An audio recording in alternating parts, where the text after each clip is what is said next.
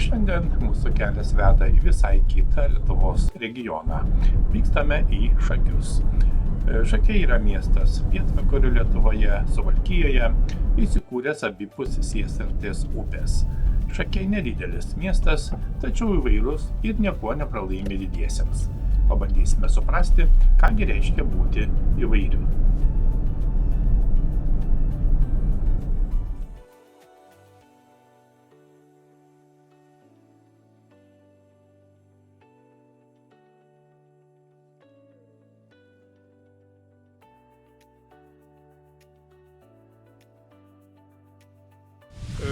Taip, šiandien esame Šakiuose.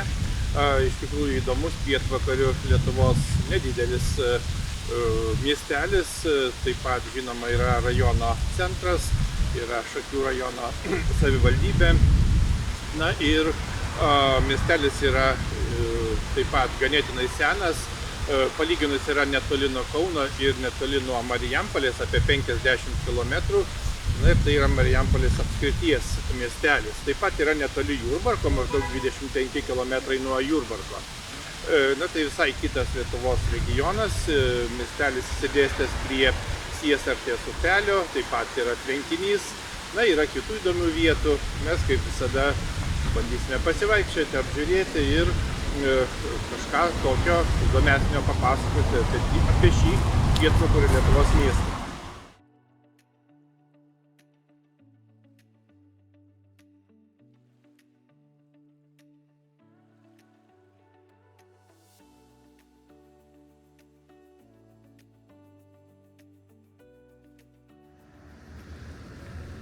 Kaip jau minėjome, Šakiai yra nedidelis miestelis pietvakarių Lietuvoje, Suvalkijoje.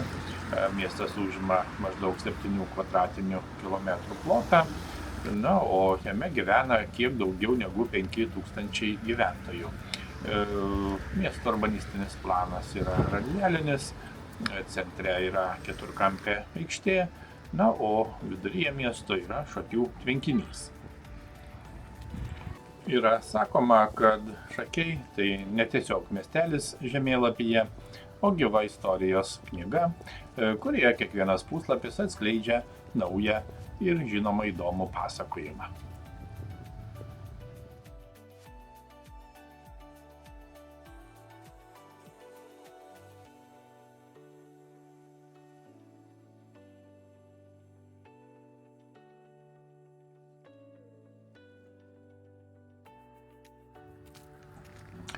Na, ką tik praėjome Šakių cirko mokyklą ir gerokai nustebome.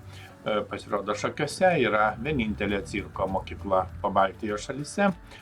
Cirko studija Šypsena, startavusi 1959 metais, turi visą reikiamą inventorių ir profesionalius pedagogus. Čia vaikai ir suaugusieji gali patirti tikrą cirko meno dvasią, pamatyti jo virtuvę ir, žinoma, užkulisius. Na, turbūt ne veltui yra sakoma, kad Šakiai tai miestas su didelė širdimi ir turtinga istorija.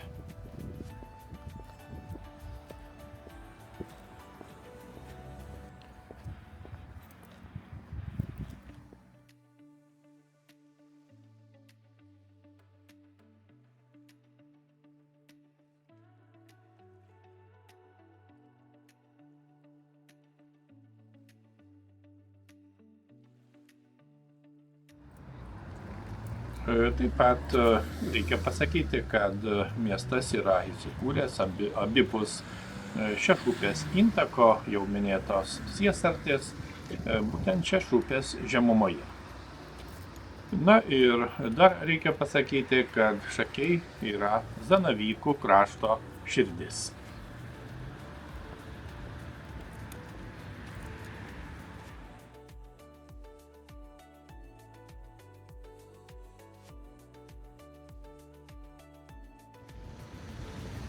Einame apžiūrėti centrinio skvero, būtent Šakių miesto širdyje, centrinėme skvere, stovi išties unikalus 24 varpų kariljonas. Tai trečiasis Lietuvoje ir vienintelis, kurį galima pamatyti atviroje erdvėje. Olandijos Royal Eilsbouts liejyklos nulėti varpai yra sukabinti virš fontano, o jų konstrukciją kuravo žinomas kompozitorius kariljoninkas Giedrius Kuprevičius. Šis kariljonas ne tik puošia miesto panoramą, bet ir gyventojų kasdienybę praturtina muzikos akordais. Kiekvieną lyginę valandą varpai suskamba tiek kartų, kiek rodo laikrodis, o darbo dienomis muziką galima išgirsti ryto, pietų ir vakaro metu. Norintis patirti šį muzikos stebuklą, bet kuriuo metu gali pasinaudoti QR kodu ir paleisti pasirinktą varpų muziką patys.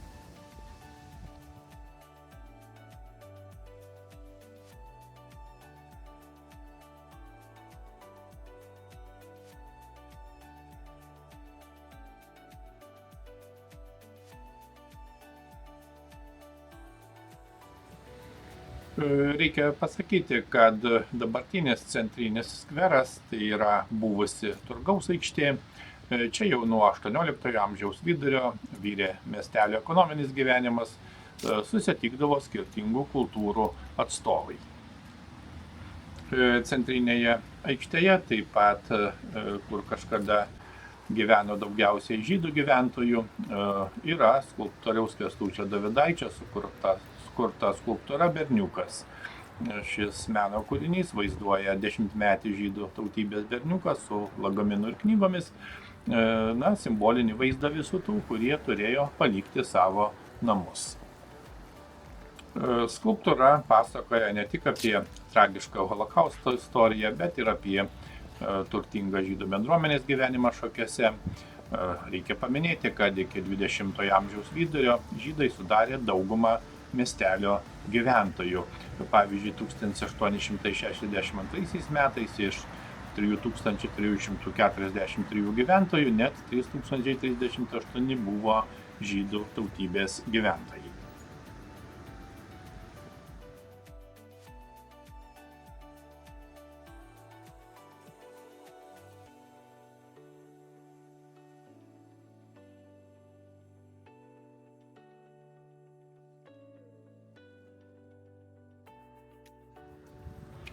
Netoliese taip pat stovi paminklas Vincui Kudirkai.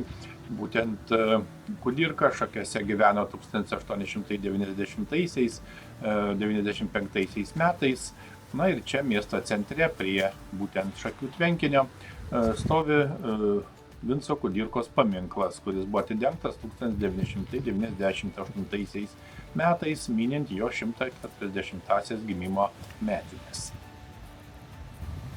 Na, kaip matome, Šakių tvenkinys yra miesto centre, sukurtas užtvenkus nedidelį upelį, kuris yra Siesartės upės intakas. Tvenkinio ilgis yra apie pusę kilometro, plotis maždaug 100 metrų, o krantai apaugę medžiais. Tvenkinio vakarinėje pusėje yra įkurtas Juozo Lingio parkas, o rytinėje pakrantėje yra Šakių tvenkinio parkas.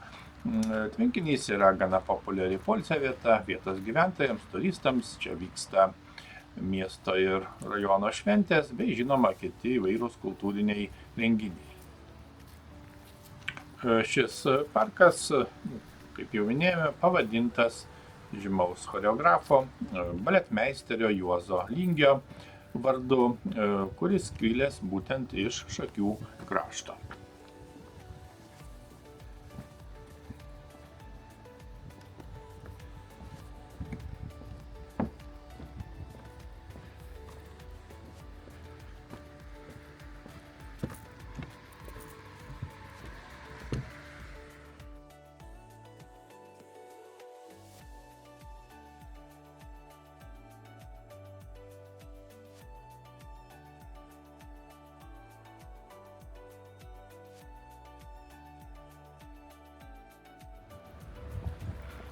Na, itin įdomi yra miestelio pavadinimo kilmė. Būtent Šakaičių kaimas pirmą kartą minimas 1599 metais brolių Ozemblovskių dalybų akte. Šiame akte užfiksuota ir Šakaičio pavardė, aptinkama beje miesto apylinkėse ir dabar. Todėl yra neabejojama, kad Šakiai yra asmenvardinis vietovardis. Žinoma, ilgainiui miesto vardas sutrumpėjo ir vietoje Šakaičių 1719 metais jau paminėtas Šakių vardas, kuris išliko ir iki šių dienų. Kaip matome, taip pat kitoje tvenkinio pusėje taip pat yra parkas, įrengtos žaidimų aikštelės, taip pat nemažai yra įvairių įrenginių sportui, laisvalaikiui, yra krepšinio aikštelės, na ir kitų įvairių įrenginių.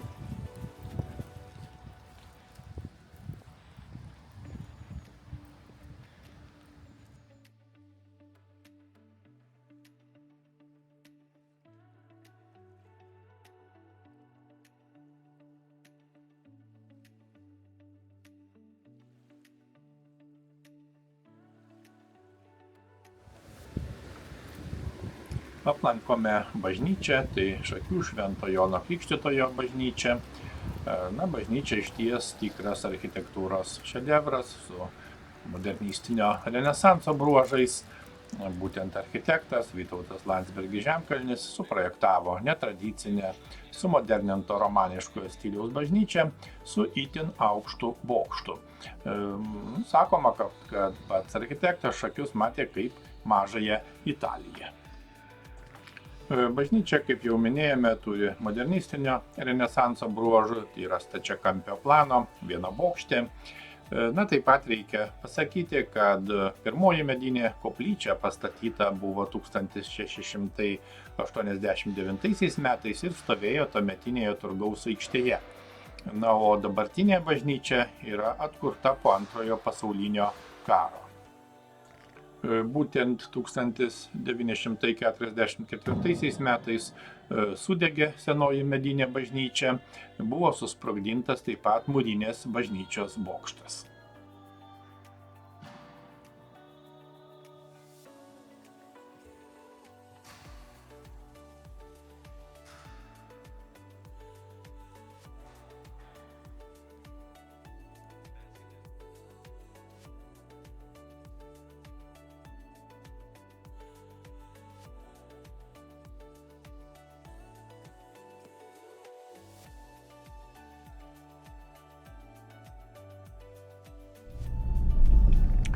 Važiuojame toliau, būtent vakarinėje miesto dalyje yra Šakių evangelikų liuteronų bažnyčia.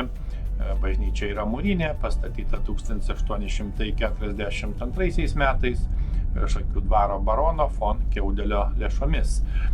Kartu su ja buvo pastatytas pastoratas ir liuteronų parapinė mokykla. Iš pradžių bažnyčia neturėjo bokšto, kuris buvo pastatytas tik 1877. Per sovietmetį bažnyčios pastate veikė kino teatras ir sporto salė, o pastorato pastate buvo įrengta poliklinika. Na, tipiška sovietinė situacija.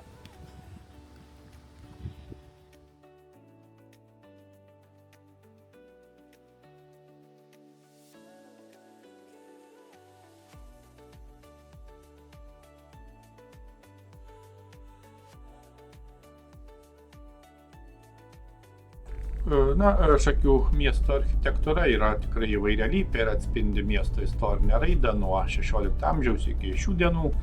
Miestas kilo, kaip žinia, iš 16 amžiaus minėto Gelgaudiškio dvaro palivarko ir Šakaičių kaimo. Na, o urbanistinis planas yra radialinis su keturkampės aikštės centru. Šakiuose taip pat galima rasti tarpukario modernizmo ir sovietmečio architektūros pavyzdžių.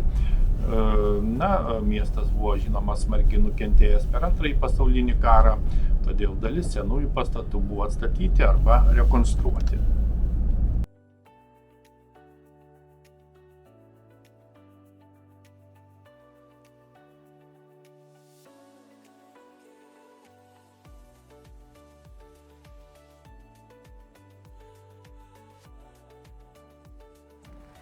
Taip pat matome svarbiausią miestelio ugdymo įstaigą, tai Šakių Žiburio gimnazija, kuri buvo įkurta 1918 m. gegužės mėnesį, tai yra vienu metu su nepriklausomos Lietuvos valstybe. Gimnazija, žinoma, garsėja savo tikrai ilgą ir turtingą istoriją. Taip pat yra jaunimo kūrybos ir sporto centras, tai tikrai modernus sporto ir laisvalaikio kompleksas. Centras yra aprūpintas erdvė sporto sale, pritaikyta žaisti krepšinį, tenisą, badmintoną bei treniruoklių sale. 2011 metais centre pradėjo veikti 25 metrų ilgio plaukimo baseinas.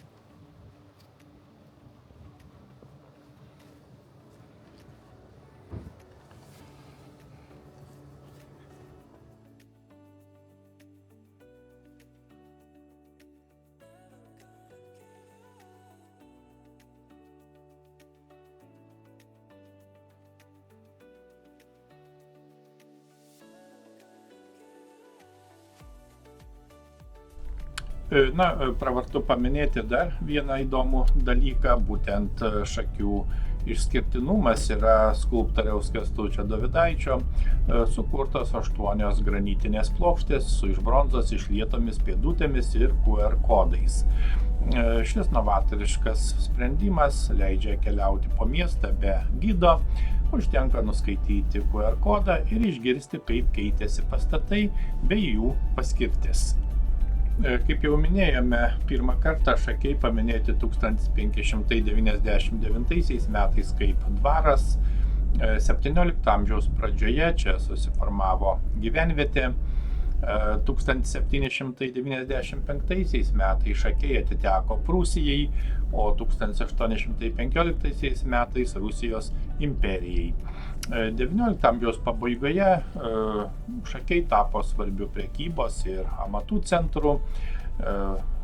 1900-aisiais buvo pastatyta Švento Jono Krikštytojo bažnyčia. Taip pat per Pirmąjį pasaulinį karą miestas tikrai smarkiai nukentėjo. 1918 metais Lietuvai atkūrus nepriklausomybę Šakiai tapo apskrities centru. Per Antrąjį pasaulinį karą miestas vėl buvo iš esmės sugriautas. Pokariu vyko sovietinė kolektyvizacija ir, žinoma, partizaninis pasipriešinimas. 1950 metais Šakiai tapo rajono centru. Žinoma, atkūrus Lietuvos nepriklausomybę 1990-aisiais miestas toliau vystėsi kaip regiono administracinis ir, žinoma, kultūrinis centras.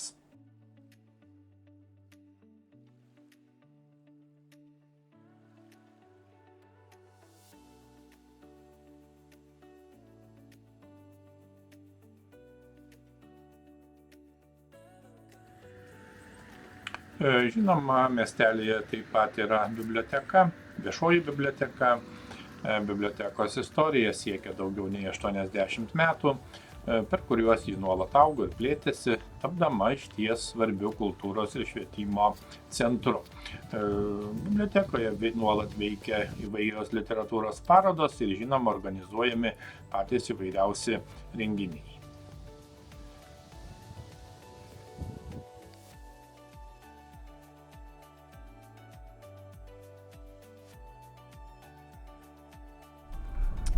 Šakiai išties ramus, tvarkingas Suvalkijos miestas su turtinga istorija ir svetingais žmonėmis.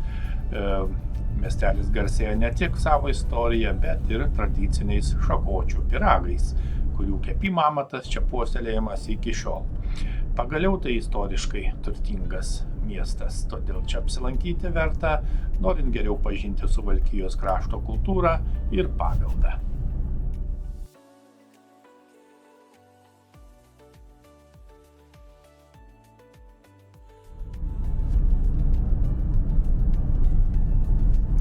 Pažinti Lietuvą – tai lyg skaityti gyvą, niekada nesibaigiančią knygą, kur kiekvienas miestas ir kaimas tampa nauju įkvepiančiu puslapiu. Iki kitų puikių kelionių.